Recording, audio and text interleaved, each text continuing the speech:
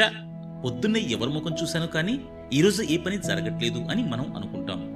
సరిగ్గా ఇలాగే ఒక రాజు కూడా అనుకున్నాడు. కానీ ఆ తర్వాత జరిగిన సంఘటన ఆ రాజును సిగ్గుతో తలదించుకునేలా చేసింది. ఆ కథేంటో చూద్దామా?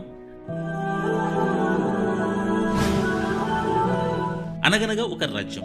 ఆ రాజ్యంలో ఒక సామాన్యమైన వ్యక్తి ఉండేవాడు.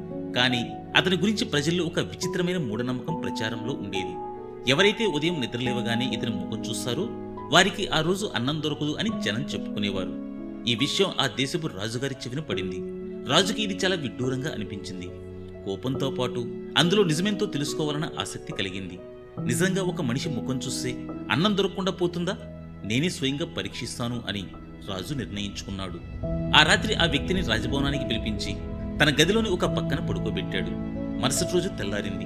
రాజుగారు నిద్రలేవగానే ఆ వ్యక్తి ముఖాన్ని మొదటిసారిగా చూశాడు. చూద్దాం ఈరోజు నాకేం జరుగుతుందో అని తన పనుల్లో బిజీ అయ్యాడు. అయితే ఆ రోజు అనుకోకుండా రాజ్యకలాపాలు, యుద్ధతంత్రాల చర్చల్లో రాజుగారు ఎంత బిజీగా అయ్యారంటే మధ్యాహ్నం భోజనం చేయడానికి కూడా సమయం దొరకలేదు.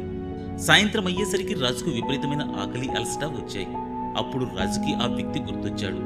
రాజుకు కోపం కట్టలు తెంచుకుంది. ప్రజలు చెప్పింది నిజమే, వీడు నిజంగా అరిష్టం.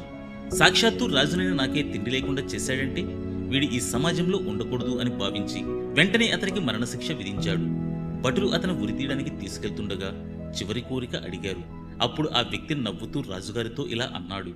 మహారాజా, ఉదయాన్నే నా ముఖం చూసినప్పుడు మీకు అన్నం దొరకలేదు, అది నిజమే. కానీ ఉదయాన్నే లేచి మీ ముఖం చూసిన పాపానికి నాకు ఏకంగా మరణమే దొరుకుతుంది కదా. మరి మన ఇద్దరిలో ఎవరి ముఖం ఎక్కువ అరిష్టం, మీరా నేనా అని అడిగాడు. ఆ మాటలు రాజుగారి గుండెను సూటిగా తాకాయి. రాజు తన అవివేకాన్ని, తొందరపాటును గ్రహించాడు. కేవలం ఒక భోజనం దొరకనందుకు ఒక మనిషి ప్రాణం తీయడానికి సిద్ధపడిన తన మనస్తత్వానికి సిగ్గుపడ్డాడు. వెంటనే ఆ వ్యక్తిని విడుదల చేసి క్షమాపణ కోరాడు. మనం పక్కవారిని తప్పుపట్టే ముందు మనలో ఉన్న లోపాలు సరిచూసుకోవాలి.